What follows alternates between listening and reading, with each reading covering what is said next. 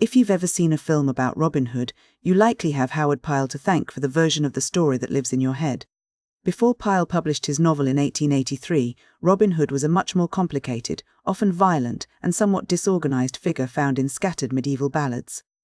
Pyle took those fragments and wove them into a single, sweeping epic.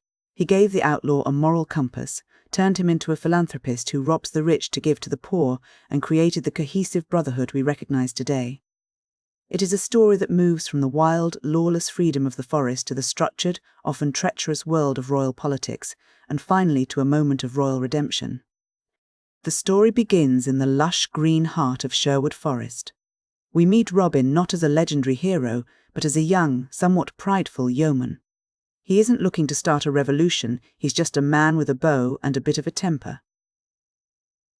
The catalyst for his transformation into an outlaw is a single moment of impulse. While travelling to Nottingham, Robin's pride gets the better of him. He makes a wager. 20 marks, a significant sum, that he can shoot a king's hart, a deer, from a great distance. He succeeds, but the victory is short-lived. The foresters, who serve the crown, are enraged by his poaching. A skirmish breaks out, and in the chaos Robin kills a man. Suddenly, the man who was once a simple hunter is a fugitive with a massive bounty on his head. He has no choice but to disappear into the deep woods. Life in the greenwood is a world of its own, governed by skill and strength rather than the laws of the land. It's here that Robin meets the man who will become his most trusted companion, Little John. They meet at a river crossing where a massive stranger is blocking the way. Without a word of introduction, the two men engage in a fierce fight with cudgels. Neither can gain the upper hand until Robin shows a bit of cleverness, eventually winning the struggle.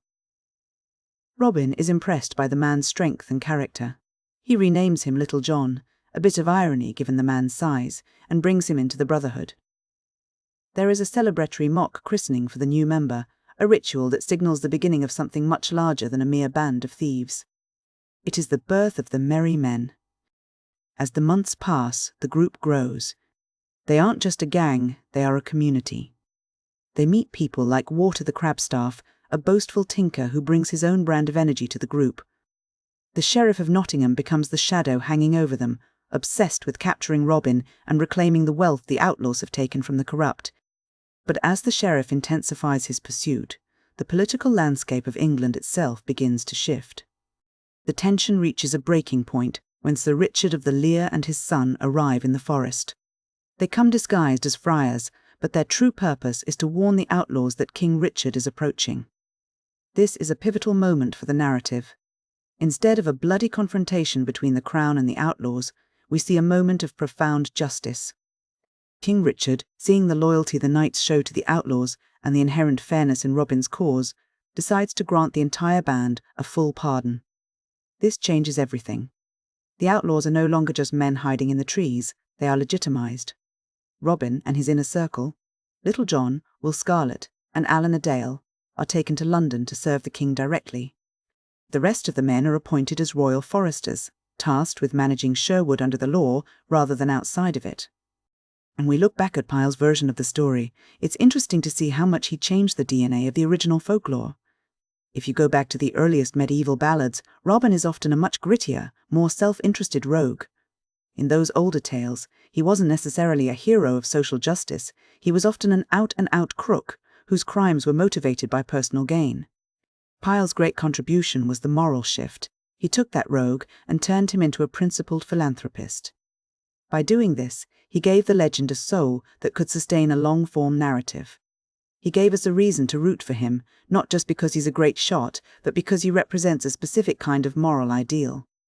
This shift didn't just change the character, it changed the entire genre of the story.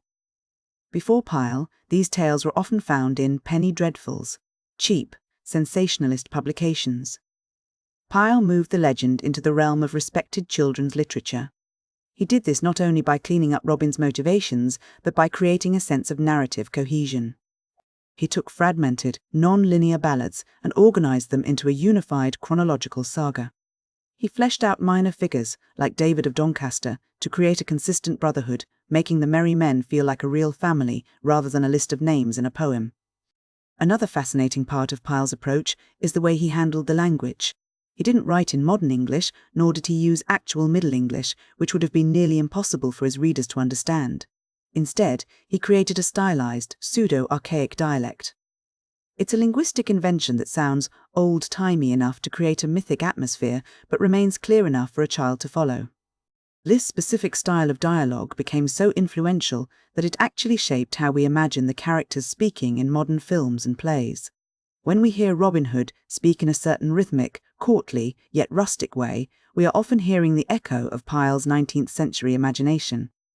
This leads us to the idea of Sherwood Forest itself.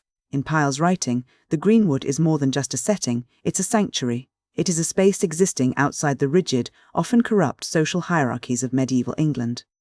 In the forest, birthright and titles matter far less than merit and skill. A man's status is determined by how well he can shoot, how well he can fight, and how loyal he is to his companions. It is a meritocracy of the woods, a place where the outlaws can build a society that, while technically illegal, feels more just than the laws of the men in Nottingham. This brings us to the central tension of the book, the conflict between law and justice. The Sheriff of Nottingham represents the law. It is rigid, it is often used as a tool for greed, and it is focused on the letter of the rule. Robin Hood represents justice, a more fluid, moral concept that prioritizes what is right over what is legal. The turning point with King Richard is so satisfying to a reader because it provides a moment where the law and justice finally align. The king recognizes that Robin's brand of justice is actually a service to the crown. By pardoning the men, Richard acknowledges that the crimes committed in the forest were actually corrections of the corruption happening in the town. Ultimately, Pyle's work serves as the bridge between history and folklore. He took the fragmented stories of the past and organized them into a unified saga with a clear beginning, middle, and end. By doing so, he helped ensure that Robin Hood wouldn't just be a character in old poems, but a permanent fixture in our cultural imagination. The outlaws found their peace, and the brotherhood was legitimized. But the essence of their struggle, the idea of the individual standing up against a corrupt system, is what survived.